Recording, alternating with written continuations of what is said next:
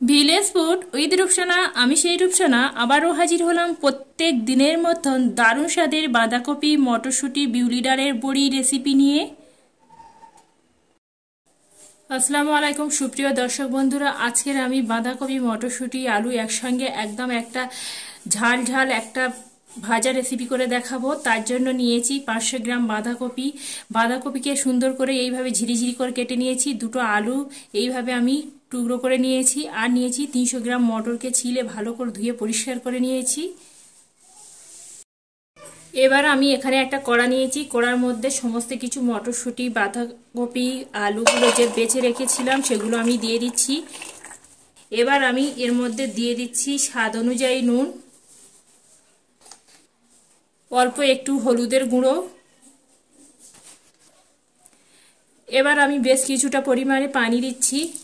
পানি দিয়ে আমি বাঁধাকপিটা ভালো করে একটু 10 মিনিট ধরে আমি ভাপিয়ে নেব। এখানে আমি সুন্দরভাবে ভাপিয়ে নিয়েছি।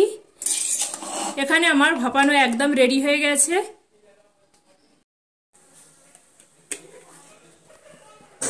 কড়া বসিয়ে দিয়ে কড়াতে বেশ কিছুটা পরিমাণে সর্ষের তেল দিয়েছি। সর্ষের তেলটা গরম হয়ে গেছে।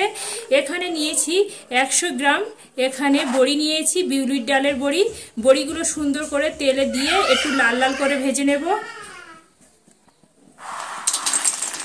বড়িগুলো দিয়ে দিলাম, দিয়ে একটু একদম মিডিয়ামে আঁচে দিয়ে সুন্দর করে এইভাবে একটু একদম লাল লাল করে ভেজে নিতে হবে, তবে বড়িটা খেতে সুন্দর লাগবে।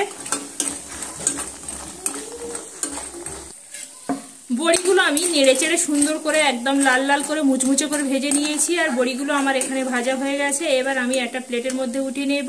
আর বড়িগুলো ঠিক এইভাবে করে সুন্দর করে ভেজে নিয়েছি। আবারও একই কড়ায় বেশ কিছুটা পরিমাণে তেল অ্যাড করছি। তেল গরম হয়ে গেছে। ফোড়নের জন্য দিচ্ছি 3টে শুকনো লঙ্কা। লঙ্কাকে প্রথমে একটু লাল লাল করে ভেজে নিতে হবে। এখানে লঙ্কাটা আমি ভেজে নিয়েছি। এবার দিচ্ছি দুটো পেঁয়াজকে কুচিয়ে রেখেছিলাম। পেঁয়াজগুলো এবার নেড়ে চেড়ে লাল লাল করে ভেজে নেব। পেঁয়াজ আর লঙ্কা ভালো করে ভেজে নিয়েছি। এবার আমি এখানে দুটো টমেটোকে কুচি করে রেখেছিলাম। টমেটো কুচিগুলো তেলের সঙ্গে দিয়ে দিচ্ছি। দিয়ে এবার টমেটোটা সুন্দর করে যেভাবে টমেটো ভাজে সুন্দর করে আমি ভেজে নেব। একটু নেড়ে চেড়ে নিলাম। এবার আমি এর মধ্যে দিয়ে দিচ্ছি অল্প একটু নুন। এই সময় নুনটা অ্যাড করলে টমেটোটা খুব সুন্দরভাবে ভাজা হয়ে যায়।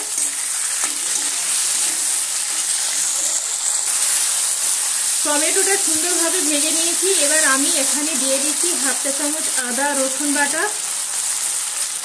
আদা রসুনটা দিয়ে আবারও টমেটোর সঙ্গে সুন্দর করে কষিয়ে নিচ্ছি, যাতে করে আদা রসুনের কাঁচা গন্ধটা চলে যায়।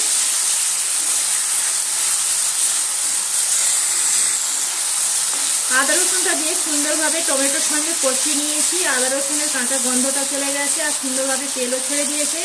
এখানে দিয়ে দিচ্ছি 1/2 চা চামচ হলুদের গুঁড়ো। আগে সিদ্ধ করার সময় হলুদের গুঁড়োটা অ্যাড করেছিলাম, তাই এখন একদম অল্প করে দিয়েছি। এবার আমি একটু এইভাবে নেড়ে চেড়ে নিচ্ছি। জিরা আর মরিচের গুঁড়ো 1/2 চা চামচ।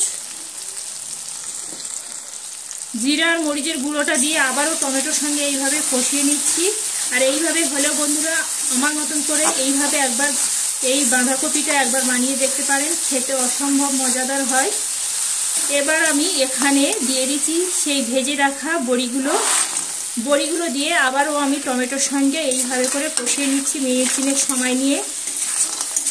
এতে করে বড়ির ভিতরে সমস্ত মশলাগুলো ঢুকে যাবে আর খেতেও বড়িগুলো খুবই সুন্দর হবে। বড়িটা দিয়ে সুন্দরভাবে এইভাবে সমস্ত মশলার সঙ্গে ভেজে নিয়েছি। এবার আমি আগে থেকে যে বাঁধাকপিটা ভালো করে সিদ্ধ করে রেখেছিলাম, এবার আমি এর মধ্যে দিয়ে দিচ্ছি।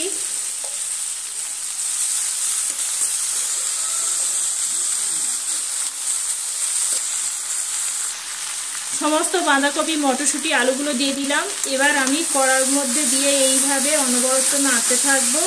আর আঁচটা একদম মিডিয়ামে আঁচে রেখে করতে হবে। আর খেতে বন্ধুরা অসম্ভব মজাদার হয়। শীত চলে যাবার আগেই এই রেসিপিটা একবার বানিয়ে খেয়ে অবশ্যই করে দেখবেন। খেয়ে আপনাদের কেমন লাগলো অতি অবশ্যই করে কমেন্ট করে জানাতে ভুলবেন না।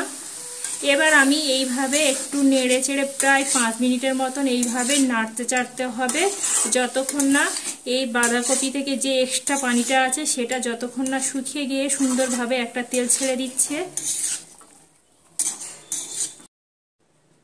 এখানে আমি বাঁধাকপিটা সুন্দরভাবে নেড়ে চেড়ে একটু সময় নিয়ে ভাজতে হবে বন্ধুরা। এখানে আমি একদম ভেজে একদম সুন্দর করে যেভাবে কপি ভেজে থাকি একদম লাল লাল করে ভেজে নিয়েছি। আর এখানে আমার ভাজাটা একদম রেডি হয়ে গেছে। এবার আমি নামিয়ে নেব। এবার আমি একটা প্লেটের মধ্যে উঠিয়ে নিচ্ছি। আর বন্ধুরা আজকেকার যদি এই বাঁধাকপি রেসিপিটি যদি ভালো লেগে থাকে প্লিজ বন্ধুরা একটা লাইক করে দেবেন। লাইক করে আমার সাথে থাকবেন এইভাবে নিত্য নতুন রেসিপি পেতে।